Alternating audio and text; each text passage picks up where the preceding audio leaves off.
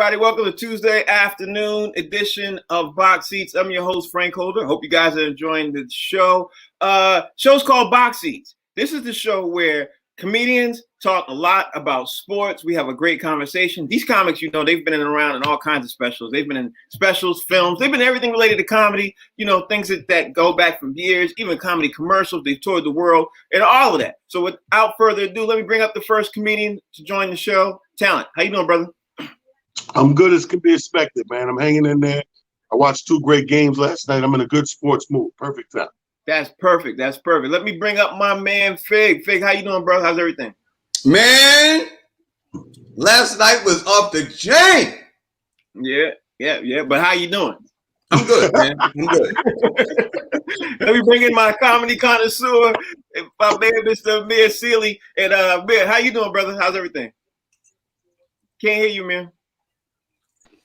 I am absolutely wonderful, gentlemen. Them games last night was off the chain, so I am good. It's a beautiful day here in NY. That's why y'all see the sky in the background there.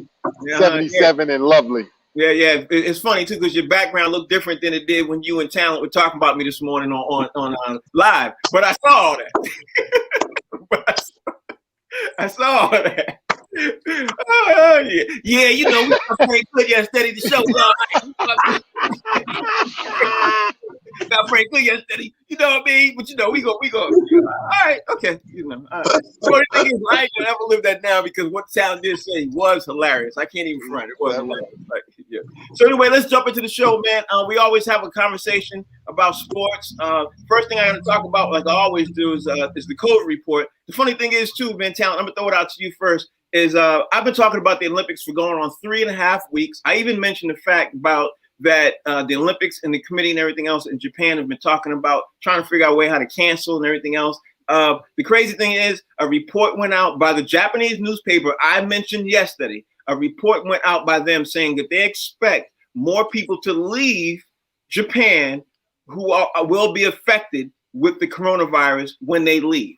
And the Japanese people put together a statistical way of saying it and everything else, even though there will be no people who are going to be attending and everything else. They just said because it's not blocked off the way it properly should be, the people who will be affiliated with all the events are going to contract the coronavirus unless they come in inoculated or not. So the numbers they've put out there, man, is really crazy, Talent. It's really crazy. Now, the crazy on top of that is they're going to leave and affect other people and they go back home unless they're vaccinated. You know what I mean? What's your thoughts? My point is that's a valid point. You know, that's something for people to take into consideration because remember when this thing at its robust point, we shut down travel between countries and nations. So now you're going to a place that we know on paper, we know if the numbers are still sky high, like we're in the midst of this thing, and you're saying, screw it, we're going to have the games go there anyway. But you're right. This is, if there's any place that all the nations come together, it's NATO in this. Right. Absolutely. So this is a valid concern that everybody's going to go home. And this is the wrong time, Frank, because of these unknown strains as well. So now you got all these people come here to where it's at its height and be there for X amount of days and weeks and everything till it's all said and done. Then they go back and disperse to their countries. Hey, man, that's how the strain can travel. Talent, I think you're absolutely right. Fig, what's your thoughts? Man, it's like back in the day, man, when you got older and you moved out of the house and you called your mother up, she talked to your father, he was like, listen, I don't know where you're going to go, but you ain't bringing your behind back here. So if you go over to Japan, you contract the virus. That's what all the countries going to be saying. Listen, I don't know what country you're going to, but you ain't bringing your behind back here. How about that? You ain't coming here. We don't want you here. No, that's dangerous, man. I don't get it. This virus is the thing that everybody's trying to avoid. Right. So why are you going to a place where you know that is happening? I don't get that part. Amir, check this out. Here's something else I thought about. People are so concerned about the second wave. What if the second wave is started by the people who attend the Olympics and then bring it home everywhere? I mean, that's a valid point. You're absolutely right, Frank. And I think that, to your point and to everybody's point thus far, that's the real reason why this thing should either be postponed or should just be moved to a later date. Look, there is no what you call it if it's a few months later, even if it's a year later. Yes, I know. Like I said yesterday, a lot of athletes have trained a very long time for this moment. But you know what? It's better to have a world record and to be able to celebrate your world record for years to come than to have a world record and possibly you lose your life in the same sentence or the same breath. That doesn't make sense to me.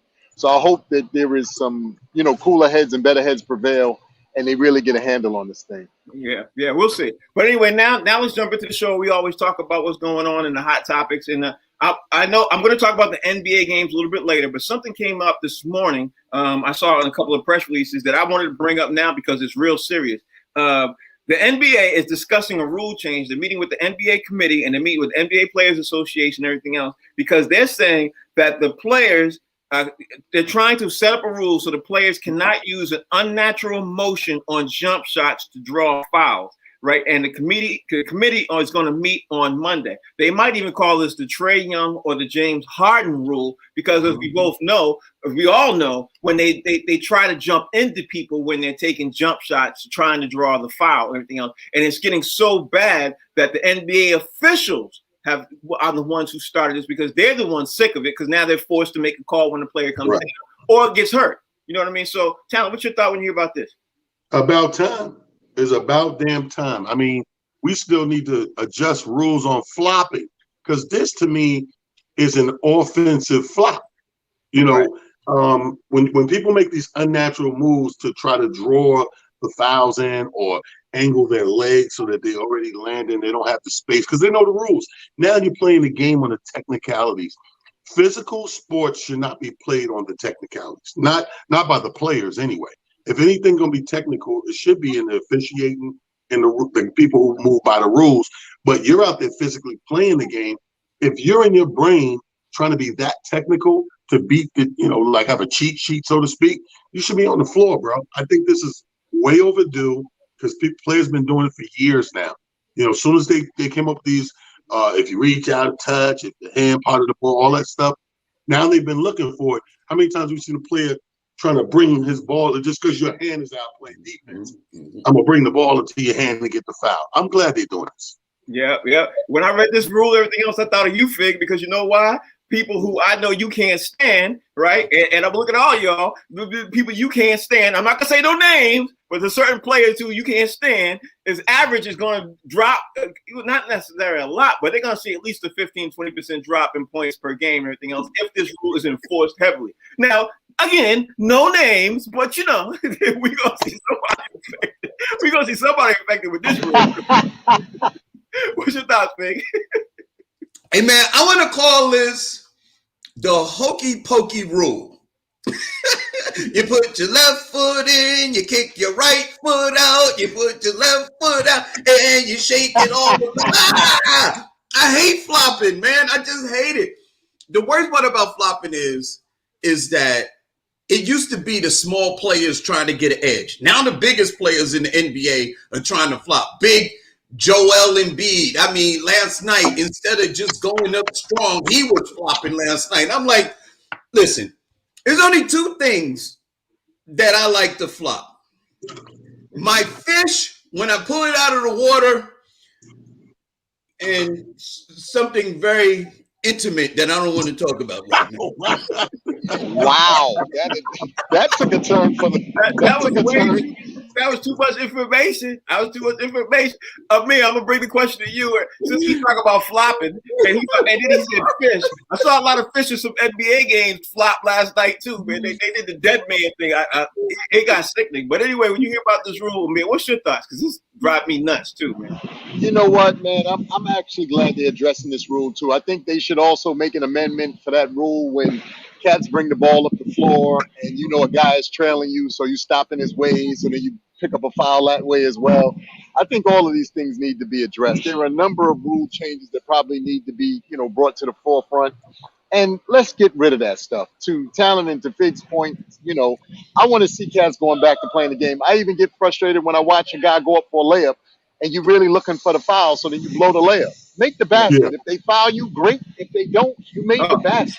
he's We so got to right. get back to the, just the regular, everyday part of the game. So I hope that they really do address these things. Man, you are so right, because a lot of dudes blow a lot of layups or dunks because they're looking for the thing, man. And Sharonda's absolutely right too. Thank you, Sharonda, for your comment and everything else, because honestly, it will prevent a lot of injuries. You know what I mean? Like, I could see some injuries coming, and it can prevent a lot of injuries too. Let me move on to the next topic, which I ain't gonna lie, I laughed and I was like, man, when Talent and Fig and the guys hear this one, I can only imagine the jokes at this one. And I feel for the chick. So here's the story. The story is there's a distance runner. Her name is Shelby Houlihan. She's been banned for 4 years from the Olympics. She's banned. She was getting ready to go to the Olympics. She got banned because they said that she was taking steroids. She said, I did not take no steroids. Come to find out, it was from a burrito she ate. I've seen that. I've seen that. So when she ate a burrito, she digested it and she got mad. Then she did some research. Come to find out that the pig was ingested with some steroids. No, She ate the pig, and now because of that chemical imbalance and everything else, the Olympics banned her this year, and she's about to be banned for the next thing. So she's about to miss her chance at the Olympics for eating a burrito. Talent, come on, man. Come on. Well, you got 4 years to invest in that burrito company. Get your money back. That's a bad burrito.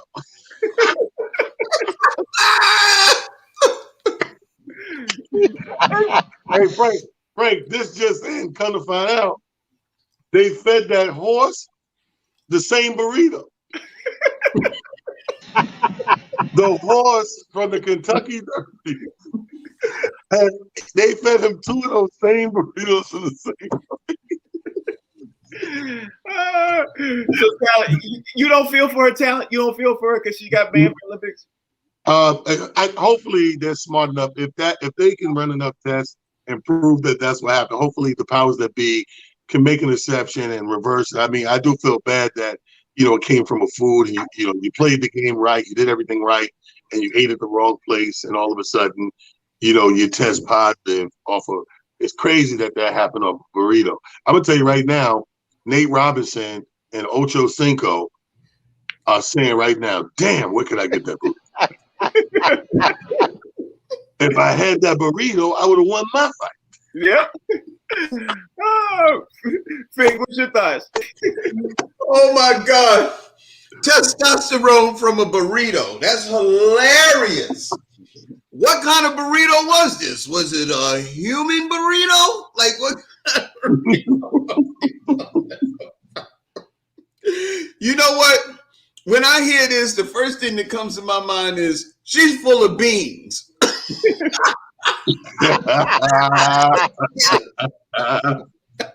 nowhere in the world you got no doggone steroid from a burrito, man. Like, who came up with this? Let me tell you something.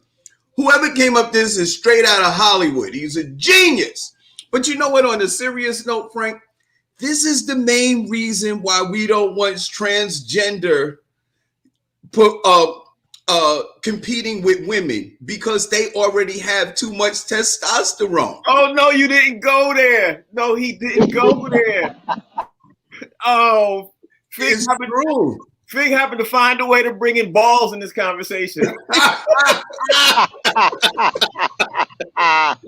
brings balls in the track and field? We're talking about basketballs and footballs, not those kind of balls. Can we keep this to the family show? Don't bring your balls to a burrito fight.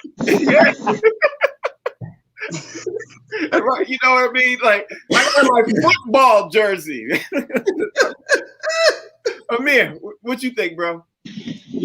Man, this is another one of those situations that, obviously if it really works out to be true, to Fig's point about how crazy this whole thing sounds, it almost makes you sad, because it also shows that just about anything, unfortunately, that we eat, as you can see now, becomes a part of you. So you really got to be careful about what you're eating out here in these streets. So, to this young lady, like I said, I hope that everything, pans out as Talent said, and they can come to a conclusion that if it was supposedly, through that means, that shouldn't, ban her from being able to participate. She worked too hard and too long for this opportunity. Yeah, but Right. I mean, it's crazy to be banned, be working out all your. She's been training since she was 5 to get to the Olympics. She gets to the Olympics. She's the champ in the previous Olympics. She finally gets to the Olympics, about to run it back, and she gets kicked out for a burrito. Like I feel for her.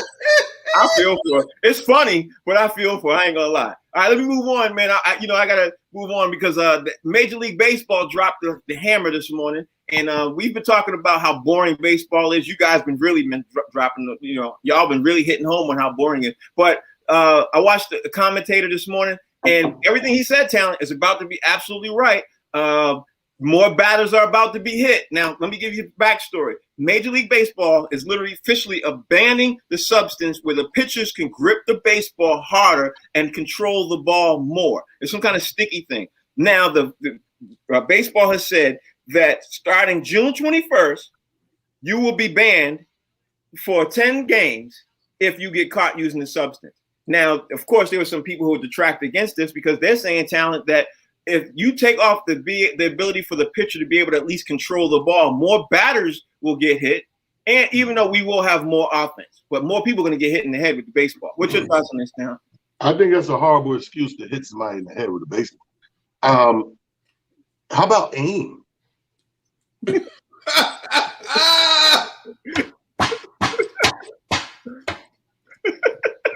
What do they call that substance? But what happened to good old, when I was growing up, and the men in my neighborhood were helping us learn sports, and uncles and fathers and grandfathers, aim. There was no substance. So all you did was become grown-ass men with more power and strength, but still work on your aim. Yeah. That is not an excuse to hit people. Oh, y'all ban the substance? Well, we're going to be fucking people up now. We try to be nice, but now we can't use that stuff. Guard your grill, knuckle up. Yeah, that's the truth. There's going to be more fights and everything. It's about to get crazy in baseball.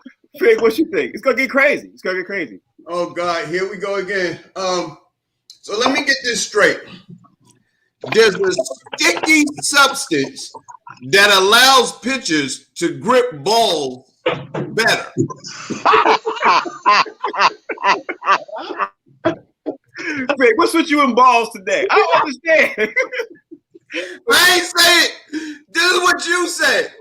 There's a sticky substance that pitchers have been using that allows them to grip balls better. And if they don't have this sticky substance, then they're going to be hitting pitchers in the head with balls. Man, I hate to say it, but it's going to be corny, but batters up, you're up. Yo. What you think, Amir? This is so crazy. You would think that in this day and age, yes, okay, substances are used for, whatever reasons they're used for. But to Talent's point, what happened to good old fashioned knowing how to play the game? Right. So you mean to tell me when you in Little League, these guys are using this same thing? Like, so you forgot how to go from Little League to maybe high school or college or whatever to the pros. Now you need this. So what was you doing in Little League? What were they using then? It is amazing the stuff that comes up when you talk about sports sometimes. Yeah. They better get a handle on this soon, though, because like you said, it'll be the Wild Wild West. Get a handle on them balls. The funny thing is, people are talking about the Yankees about this first because the Yankees are the ones who supposedly, got affected with this. So, you know what I mean? Garrett Cole is the one who everybody's looking at because he hasn't won since. You know what I mean? Like, he hasn't won a game. And he was their big, as you guys know, I'm not telling you something you don't know. He was their big signing over the offseason. You know what I mean? But so, this brings a brand new meaning to the term, take it to the face. Oh my God! Come on, it's only Tuesday. You better wear your helmet. All I'm saying is wear your helmet. It's only Tuesday. All right, let me keep the show going on because you know how I always do. I can keep it on. We're going to talk about the NFL just for a hot second before we talk about the NBA because the NFL they released the news 2 days ago, 3 days ago. I wanted to bring it up, or was it last week? I didn't talk about it last week. or whatever. But the NFL is about to start having games in Germany. Now, can you imagine being an NFL player talent and now you got to say, okay, we got to play in Germany? Like, I don't know if a lot of players are going to want to accept that because you already got to have one game in Europe. You know what I mean? Now you got to possibly have another game in Germany. Well, one game in England and another game in Germany. So I'm not sure that the NFL players are going to like that because obviously that's a lot of wear and tear on the bodies because that's a 12-hour flight. You know what I mean? So that's a nobody like to play in Germany. That's a different beer. So you go play in Germany, man. People at the sports in Germany is very funny. There's only one sport in Germany that people kind of cool with, and that's football, which is soccer to us. But outside of Germany, bro, like sports in Germany, those two things don't coincide a lot. So I know people are gonna be pissed off, when they do the German games. I mean, they wasn't happy about England. I mean, they'll go, they'll do their job, but everyone complains about those trips. Okay, all right, Fig. Before I throw it to you, I'm gonna have to give you some guidelines. No balls to the face, no nothing to the face, no batters up, nothing. Can we just get an answer on the NFL moving their balls to Germany? Yeah, man. What's your thought? On a serious note, I think the big thing for football players is their recovery time. And everybody knows that air travel takes a lot out of you. You know what I mean? So for them to have to travel 12 hours and then when they get back, it's not like they have a bye week. Sometimes they play the very next week after going overseas and stuff like that. Real difficult. I think what the NFL is trying to do is to globalize the NFL brand, which is going to be very difficult unless you have other countries that participate in the American style of football, not soccer, what we call soccer. You're not going to be able to, excuse me, you're not going to be able to globalize American football and gain fans the way that the NBA does, because the NBA is very simple to globalize because all you need is a hoop and a basketball. It doesn't have to be as organized as football. So I understand possibly why, but it just doesn't seem like it's going to fly like basketball has taken over the country. Amir, do you agree with that point that he says he doesn't think the NFL is going to be able to be global, be a global sport? I in turn think it will be. I think it will be if you put the right faces in front of it, like a Tom Brady or somebody like that, or Patrick Mahomes. I think it can become a global sport. What you think? I think it can. I think that the real thing, though, again, is going to be how that travel factors into what the players are able to accomplish and not accomplish based off of playing those games. The global branding of everything, that's just, one of the things that we do. I'm not going to say better than anybody else, but that's just one of the things that the United States always, prides themselves on is the globalization of, various things that they're involved in. The NFL is no different. Like I said, I'm just curious to see what real effect it's going to have on the players trying to play in these two, separate spaces during the regular season, because it's hard enough, like you said, week in and week out, trying to recoup, just playing city to city. So this should be interesting, but we'll have to wait and see. Well, you know what? What would expedite it if they made football be an Olympic sport? I think that would expedite it all around the world. You know what I mean? Because right now people aren't playing it because it's not. They don't even see it a lot like that. You know what I mean? So that's just my thought. Now I want to move on to there's a Deshaun Watson update. Nick Caserio, he's the GM of Houston.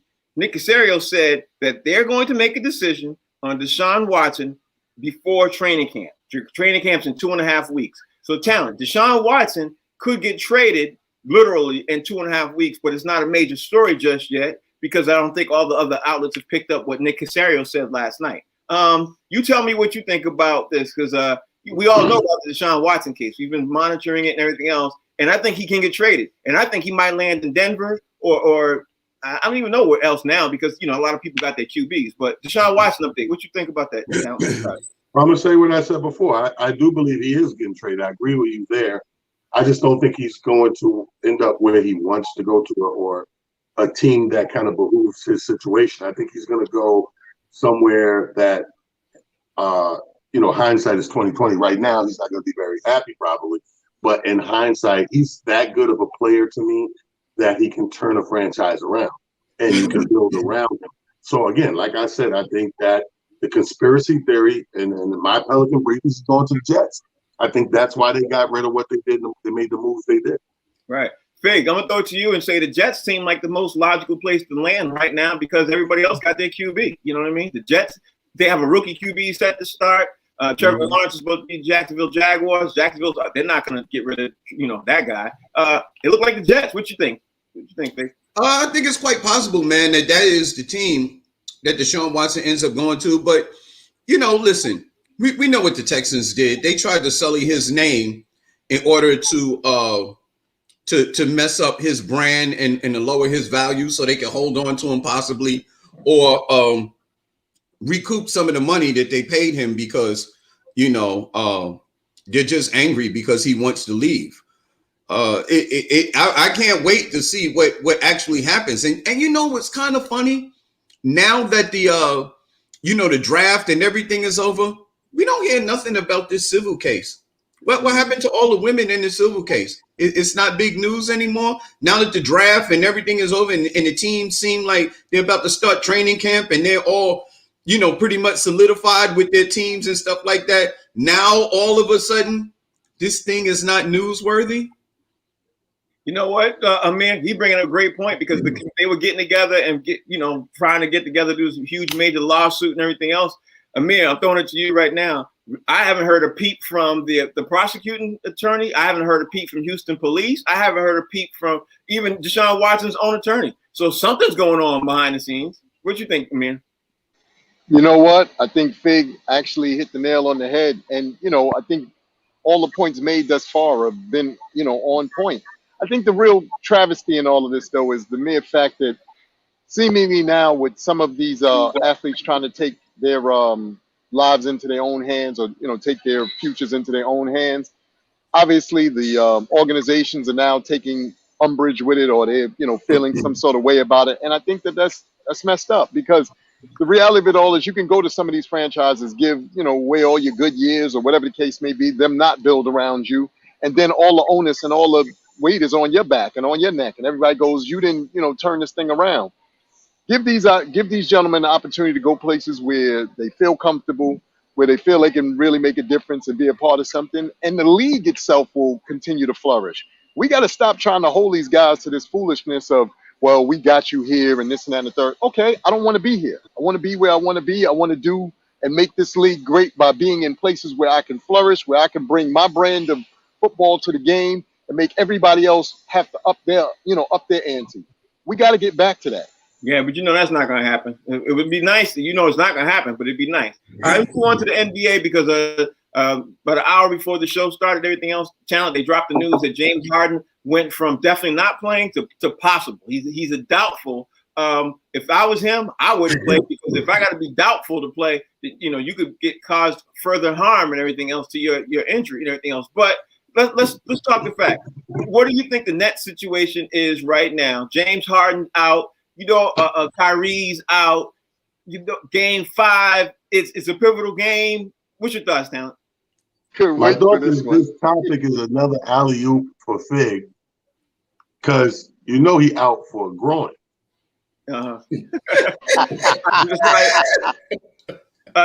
That's why I didn't mention that. I purposely didn't mention that.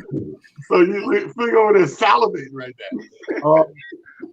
Well, I think that the series has turned around. I think it's going to be a lot more competitive. It leans in the favor of Milwaukee. And I'm with you, man. If you feel doubtful, like you gotta, but I think I always thought like this, even without Harden. I always thought that the injury report was strategic sometimes. I thought a lot of coaches and organizations use the injury report as strategy to say, whether, this one may be out, doubt he's going to play, to get the coaches on the other side, the adversaries, to thinking and doing something different. And then poof, you surprise him and here he comes. He's playing. He comes off the bench or whatever. But if it's truthfully not fully healed, that's one of those injuries, man, you don't play with. And you can come back too early and then now you're out indefinite. So hopefully, Harden, if he feels good, they're definitely going to need him. If you could wait one more game, I would. Absolutely. Fig, what's your thoughts? It's it's kind of funny. I think that if they officiate the game the way that they've been officiating for the last few years, we just earlier in the show we talked about fouls, how some of these players are getting fouls called on them unnecessarily and made up fouls. If you just call the regular fouls the way that they will be, whether you have James Harden or Kyrie Irving, Kevin Durant and the rest of those teams have enough scorers and players to be able to beat Milwaukee. I mean, because unless you're able to beat up Kevin Durant and foul him and be super aggressive with him, he's unstoppable. I mean, listen, he was beat up last game. The last two games, they were allowed to be super aggressive with him. And Kevin Durant dropped 28 points on a super aggressive, overly aggressive foul play. He dropped 28 points. Imagine what he can do if you call the game the way that it's been called for the last several years. He's earned the right to get those foul calls, superstar foul calls. That's Kevin Durant has earned the right to be able to do that. James Harden coming back, possibly on a hamstring. How effective will he be? If he could be 50% of himself, James Harden is a formidable opponent, and Milwaukee is in trouble if he comes back. Amir, what's your thoughts on everything that Talent said and Fig said? What's your thoughts? Well, first off, I think Kevin Durant it's no question he's a formidable opponent. But without Harden and without Kyrie Irving, that's a tall order for him to have to carry all by himself. The other players that they have on that team are okay. None of the rest of these dudes are stand out. They just okay. And they've really only been great this year because when Harden has been healthy and when he has been able to play, he's been able to create for those dudes. Kevin Durant doesn't bring that to the game. He's not a facilitator. He's a scorer. He's a bona fide scorer. Like I've been saying since day one. He is the jump shot version of the great George Gervin, the Iceman. Iceman has the finger roll. Kevin Durant got the jump shot. Same dudes. They just different eras. But with that having been said, I think that, Milwaukee, to me, has a better team if they play as a team. As far as the fouls go and what, Fig is saying, look, all-stars getting calls and not getting calls has also been a part of the game. If they're not calling them for you just yet, you got to continue to play through that. 28 points a game obviously is not enough because to Fig's point, it didn't get them the wins in the last two games. And yes, you could say that there was not the same amount of fouls called and all this other stuff. The first two games, if everybody was really paying attention, the real reason why those were blowouts was because the whole entire Nets team was knocking down three-pointers at an alarming rate. Go back and look at the stats from the first two games. They were killing them on three-pointers. So that's really why those were blowouts. It's not that dudes aren't calling fouls. When you can make threes versus guys making twos, and you're making a lot of threes, chances are it's going to be a little hanky in terms of how the score plays out. Yeah, they were setting You know what records with the main amount of threes they made. They were making records on the amount of threes they were making when they played the Celtics in the Celtics series. You know what I mean? And that carried over to the beginning of that series. But let me bring up that's how you get those disparities in scoring. You're right. Right. You know what I mean? I'm mad that you killed the Iceman, but other than that, the late George Gervin. I had to take that back. My bad. George Gervin is one of my favorites. We all had that poster with the yeah. Thank you. My bad. Yeah. The funny thing is they both have the same body type. Somebody need to find out. Does anybody know who Kevin Durant's father is? I just want to know. No disrespect. They both have the same body type and they play the same, and they kind of look the same. So I just wanted to throw it out. Frank, even you got the same body type as George Gervin, and we know he ain't your dad. No, I don't got the same body type. If I was 7 feet tall, I'm just skinny. That's different. It's skinny and lanky and dark skin and have that same head shape is a different conversation. But let me throw this out there yesterday yesterday we was talking to you guys about, and you guys was getting heated with Rodney going back and forth, and we were talking about the length of time. The NBA had an article that was released this morning. They said there's been more injuries in this season, this playoff season, than they can almost in NBA history. They're doing the numbers on it right now. I sat there and I thought about it, and I was like, you know what, talent? Every single team has a major injury on their team right now. So remember yesterday we were talking about is COVID to blame and all that stuff? I'm going to say, for the record, if that turns out to be true, I think, for the record, I think the NBA shortened season, like the players were initially saying, talent, and they were complaining because they didn't want it to happen so fast. Look where we at right now. Brooklyn got a whole lot of injuries. Miami got a whole lot of injuries. Lakers got out because of injury. Chris Paul got an injury. Philly got an injury. There's almost every single team. Donovan Mitchell got an injury. And then the other guy on the other point guard, he's not even playing. You know what I mean? You go through all the teams, they all have major injuries. When was the last time that any of us can even remember a major star or two throughout the whole NBA playoff season was out from injuries? It's never happened. So I'm shocked. Got to be COVID. Got to be. I wouldn't blame COVID. I mean, inadvertently, you can connect COVID inadvertently, but directly is conditioning. I think these players today, you got to realize the league is way younger. So these young cats still got that young in them that when they're not playing and they're off duty in the off season, they want to party, man.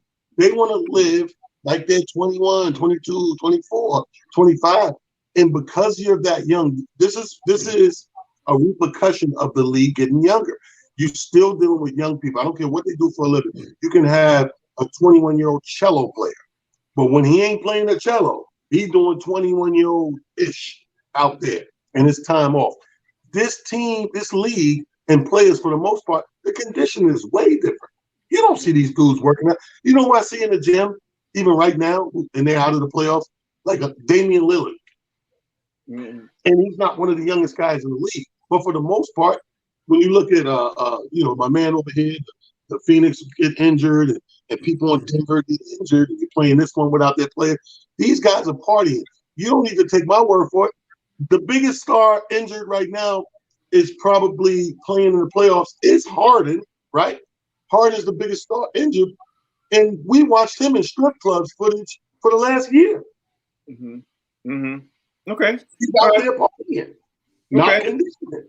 Okay, so you don't think it has anything to do with the shortened season? You don't think it has to do with it? You think it's all throughout conditioning? Fig, what's your thoughts? You think the NBA said, that's not my saying, the NBA said that there's never had this amount of injuries in the playoffs on all the teams in the entire history of the NBA, even before the merger of the ABA. Statistically speaking, what they said. So what's your thoughts?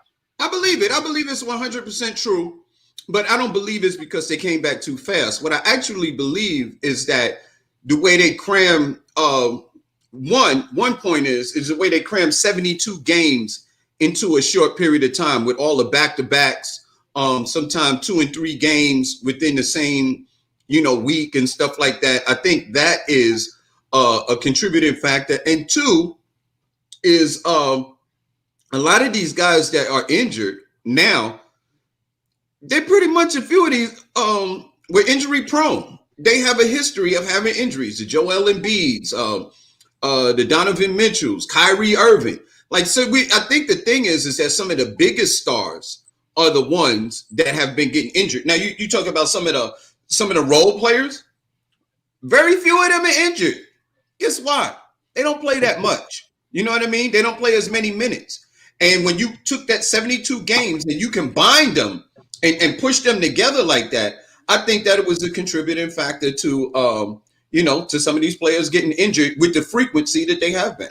See, now let's just say this, Amir. The NBA season is normally 82 games, but what Fig is saying is absolutely right. They condensed a lot of the games, even though it's 72 game season, they pushed them all together. I agree with that fact, but I do also believe in the same fact being that even though it's a shortened season to an extent and they combine the games and everything else, I think the time off had a lot to do with the, you know what I mean? Because, yeah, you're right. Maybe they do party and stuff like that, but they still are so used to their conditioning, their process of what they do, that they didn't do this off season is the reason why they have so many injuries. That's my opinion. But I don't know. You would know one way more than other because you directly had a family member who was in the NBA. So tell me from your thought process what you think. Well, again, I think first and foremost, everybody's points should be taken into account and are well said and are factors. I know for a fact when my brother was playing for the league, Usually he took about a month or so, maybe a month and a half, maybe 2 months off, and then it was, back to the gym. Because to everybody's point, I've been saying this for a while, those guys' bodies have to heal. You're getting elbowed by dudes who are the same size as you, maybe 30 pounds, 40 pounds heavier than you. They leaning on you, all kind of different things that you're going through. You factor in traveling, you factor in all the other things that go along with it, your nagging wife, your kids that you don't like, all these different things. All of that plays a role. You trying to do what you can to play the game. It is what it is. Nobody see that's the stuff we don't talk about because nobody really says anything about it. But that's that's real talk. But the biggest thing I think is the shortened season and the fact that it came back so soon, because I really don't think the guys really had enough time for their bodies to even get over what their bodies went through last season. Even though they were in a bubble and the bubble was great from the standpoint of not allowing them to really be in the COVID situation, it also didn't allow them to really, like I said, rest up the way that they're accustomed to. Some of these guys, downtime, they go on these long trips to, various islands and all that stuff. Guys didn't have a chance to do that. They turned around and had to get right back into, game mode and into train of thought and being ready for the season. So I'm hoping that once this is over, we won't hopefully have to have anything like this again, and we can get back, or they can get back to some level of normalcy that makes it seem, normal. Right. Now, let me bring up the next point I want to talk about. I'm going to throw it out to you, Talent, first, too, because we talked about shortened season and everything else. So we got another scare last night with Kawhi. Kawhi got almost injured last night, too, but the series got tied. And nobody's talking about the Clippers right now, Talent. And those guys, 2 series in a row, they came back down 0-2. Are we overlooking the Clippers? Are we still thinking, okay, yeah, the Clippers, they ain't going to make it, everything else? Or are we getting too much to the Suns? I mean, honestly, I think we could be looking at a Suns, Clippers, Western Conference Finals. And if that happens, even though I love Phoenix to death, I think the Clippers could possibly pull it out if they can play together and good. That's just my thought process. You know what I mean? I've been saying that. Go ahead. I've been saying that the Clippers are going to do their thing. I read an article right after they finished the last series and went down the first game. It was like, they go down 2-0 with this team. They can't come back. Dude, it's the Clippers. All they got to do is click together. They have all the talent they need right there. That's one team we can all say on paper. They don't need anything else. They got good coaching. They got good pieces at every position of the game.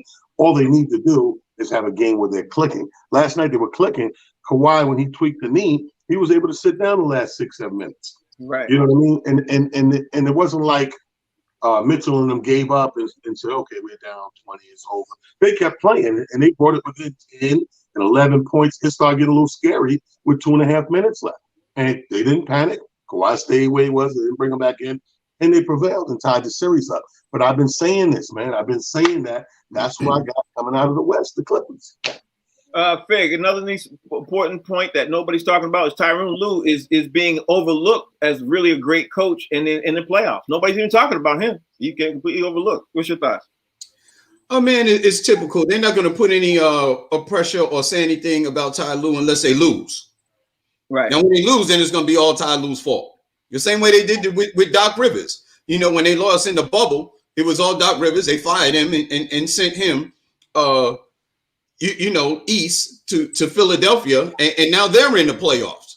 So was it really Doc Rivers? I mean, you give a good coach some talent, he's going to galvanize the troops and get them to a winning culture, which Doc can do. And we know that, look, Ty Lue has done it before. Ty Lue also has the ability to manage big egos, which is a big part of coaching, which nobody really talks about. When you have stars, you have to be able to manage egos, because all star athletes have an ego. And Ty Lue has the ability to do it because he's managed LeBron James and you know what I mean, which is the biggest star in the NBA. So he was able to do that, and that's what he's doing now. And he's smart. He's a smart coach, and he knows basketball, the ins and outs, and knows what buttons to push and how to get players to play. Because the one thing that I do remember is that when Cleveland was down to Golden State, Ty Lue was the one who gave them the speech, was like, yo, man, if you don't believe that we can come back and win and beat this team, then don't get your behind on the plane. Period. That's coaching. Yeah, Amir, I'm gonna throw it out to you.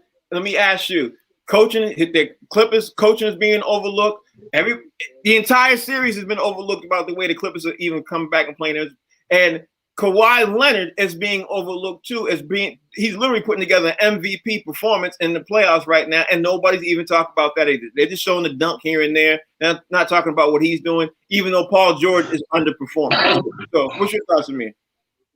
You know what's so interesting? I think, thus far, at least this second round of the playoffs, technically what we're seeing is everybody really protecting home court.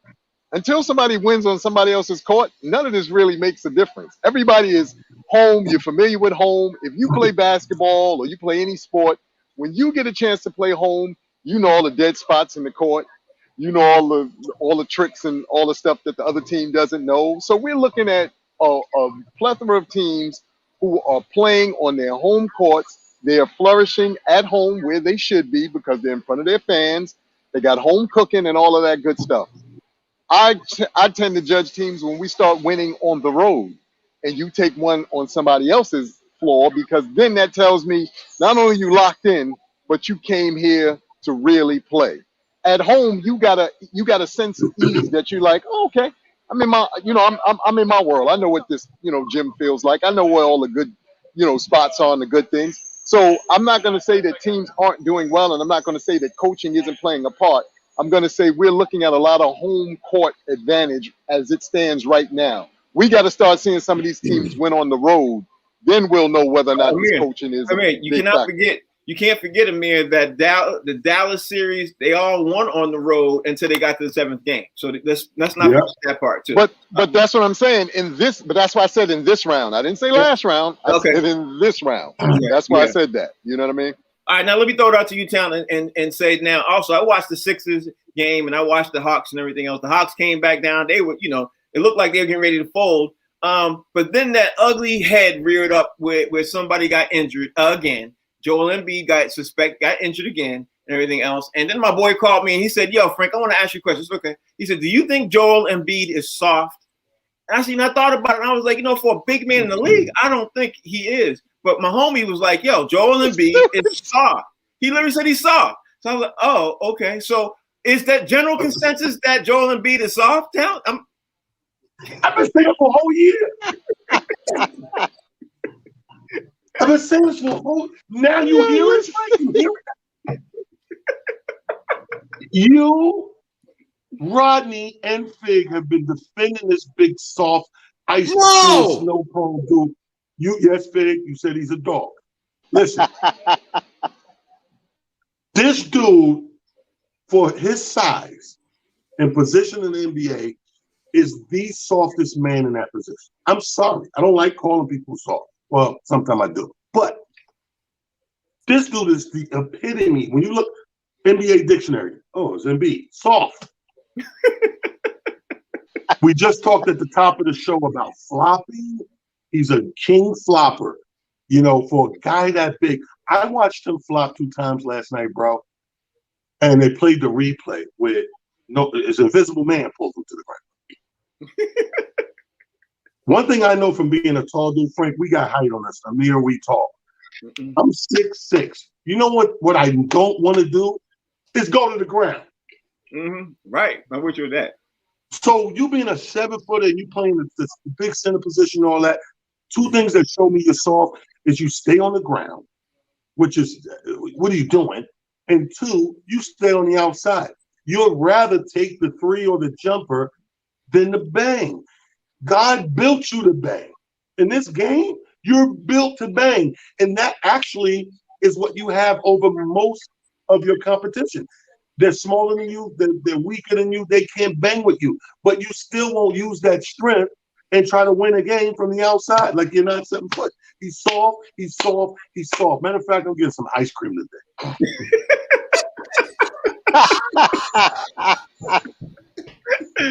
Oh, that's hilarious. Okay, Fig, I guess the ball falls in your court. Do you honestly believe? Because my man said last night, he said, man, you said, Frank, I don't see why you don't see he's not soft. I said the reason why I said Fig, I don't think he's soft is because I haven't never seen him play this year. I think he was just poorly coached. That's what I think. You know what I mean? And because Doc is bringing a whole lot to him now that he hasn't had his entire NBA career. I've never seen him bang like hell. Fig, he got literally considered for the MVP. We was talking about him for the MVP of the league in the middle of the year. What am I bugging? Let me clarify. I gave Embiid one of the top dogs when he went down in the paint and was scoring in the paint. And I said Doc Rivers got him to do that. That's why I gave him a dog. Now, do I think Joel Embiid is soft? Yes. I think that he should endorse products like Cottonelle, lotion. If we could bring back Sears.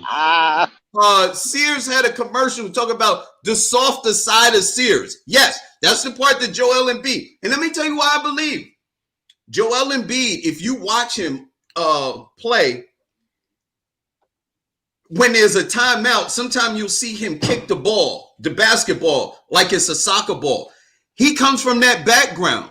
The biggest floppers in sports are soccer players. And that's the background that Joel Embiid comes from. That's why he flops. I would love to see Joel Embiid go down in the paint and bang, because that's what big men are supposed to do. That is my pet peeve with basketball. Big men shooting threes. Anthony Davis, Joel Embiid. I hate to see big men out on the three-point line trying to be Steph Curry and Damian Lillard, because you're not as good as they are when you're 7 feet tall. Get your big behind down in the paint and dominate.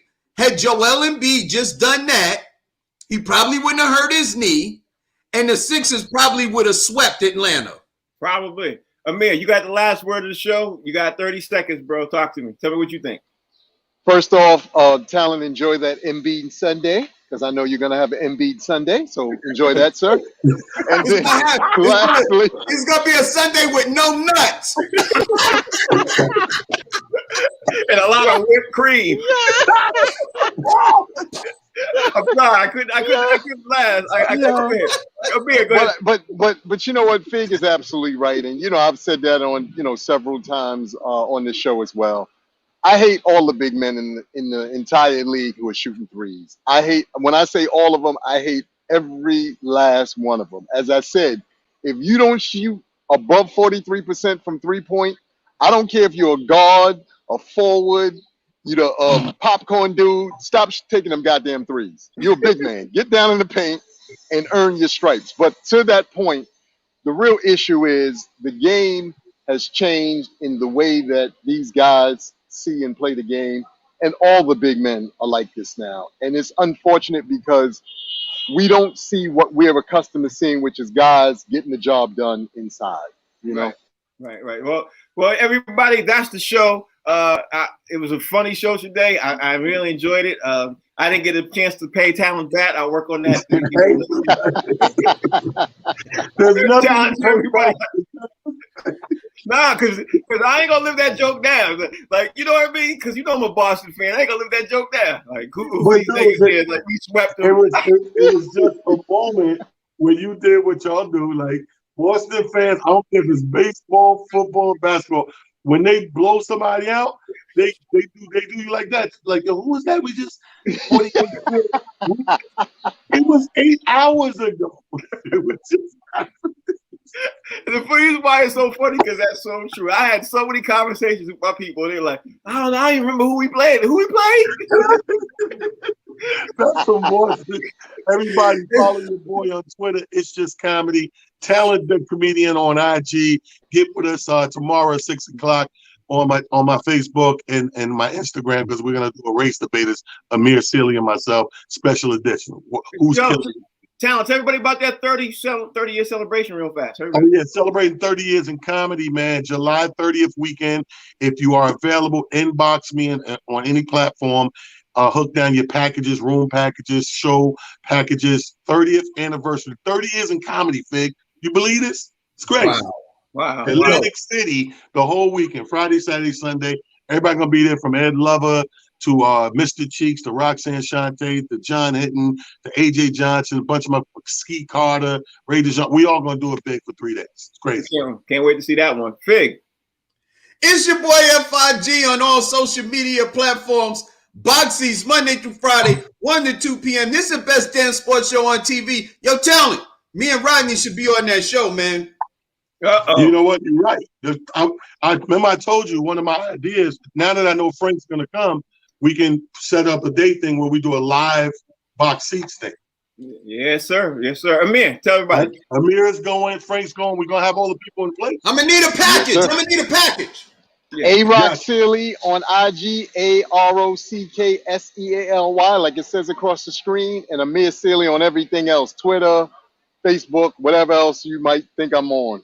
Yeah. I'll hang out with these three gentlemen and Rodney Perry as much as they allow me to. I love this dude. I love this show. Thank you, gentlemen. Thank you for sitting in for Rodney Perry, man. We appreciate you. As usual, always picking up our weight, man. I appreciate that. Thanks to Fig for doing the show today. Thanks for Talent for doing the show today. We appreciate y'all for always watching. The name of the show is Box Seats. The name of the channel is on the Humor Mill. Tell a friend to tell a friend. Looking forward to that 30-year anniversary. Y'all making plans right now. Mark your calendars. Do all that. Do what you got to do. But if, we coming out. So if we coming out, why not come out big? Because the Box Seats will be in the building on that 30th-year anniversary in Atlantic City. Y'all can best believe that. Until then, y'all, we out. See y'all tomorrow, 1 o'clock. Peace.